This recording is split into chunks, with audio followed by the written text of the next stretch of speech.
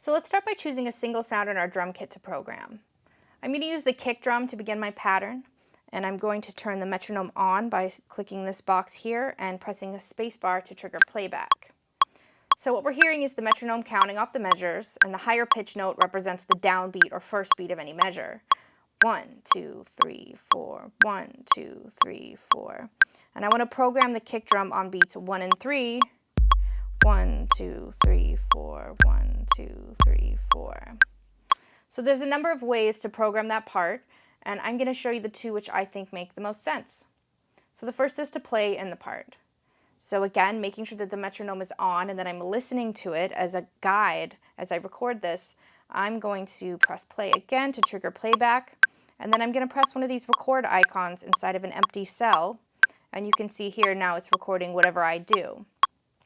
1, 2, 3, 4, 1, 2, 3, 4, 1, 2, 3, 4, 1, 2, 3, 4. And once I've got some usable material, I'm going to press the icon again, and we're immediately starting to loop.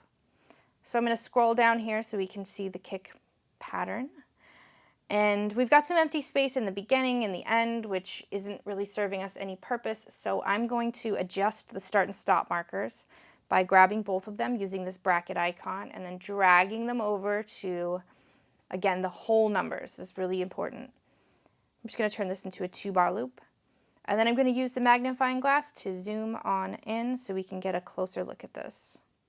So once I've identified the area I want to use and I've isolated it, I can edit this MIDI by doing a few things. I can click on the event and I can drag it around wherever I want it to be. And I'm using this grid on the top. I know this is the third beat of this measure, and this is where I want the kick to occur. So I'm just moving them over. Looks like I was pretty good on most of these other sections.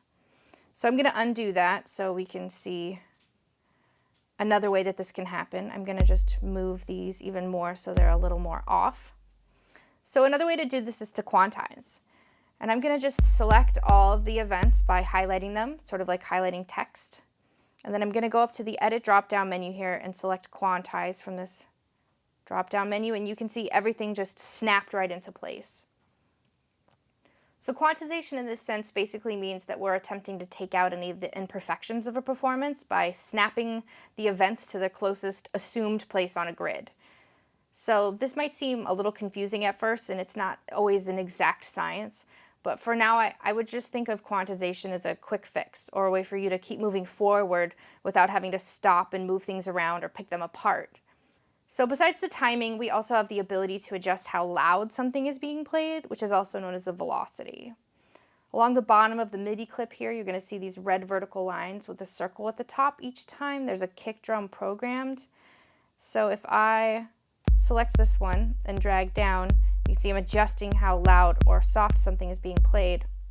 And you'll also notice that these are all set to the same velocity, and that's because I used my computer's keyboard to program them, so they're all just given a default velocity setting.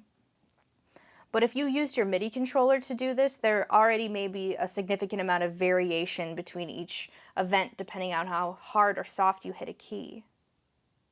So the other way to program in a MIDI part is by clicking in the areas on the grid where you want the hits to occur. And as we move forward, my suggestion is to create a duplicate clip each time you add an idea so that you can always go back to any point you'd like to in the creative process, sort of like an internal save as, if you will. So we're going to do this by copying this clip. I am using the key command, Command C, and selecting the empty cell below it, and I'm pasting it in, and then I'm launching this version of that same clip. So now I want to program the snare drum on beats 2 and 4. And first I need to find where the snare drum lives on the left-hand side here. It's just a few above the kick drum. And then I'm going to locate where the second beat is happening in this measure. So I'm looking at 4.2 here. So this is the square where the event should occur. And so now I'm just going to double click in that area. Here's the 4th beat. Measure 5, beat 2. Measure 5, beat 4. So now I'm going to press playback and we should hear this pattern. Perfect. So now I want to add in a third pattern, and I'm going to start by duplicating this clip again. I'm copying and then pasting in, and launching the clip here. So now we're looking at the third version. So I want to play in a hi-hat pattern, but since there's no record icon on the left here, it's going to be a slightly different approach to playing the notes in. So in order to record over this clip, we need to enable session record, which is this empty record icon located at the top middle of the interface.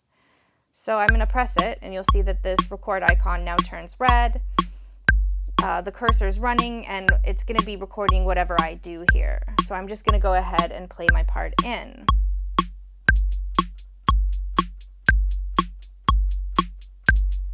And you can see it's just loop recording at this point. I'm recording over these hi-hat parts, and it's not always happening at the same time. So pressing stop, I can zoom in here, and you can edit just the way we were before. You can move something around, you can delete something, or to quickly fix this, I'm just going to select all of these hits, just like I did before, and then I'm going to choose quantize from the edit menu, and it's just going to move everything for me really quickly. And now I'll press play, and there's our pattern.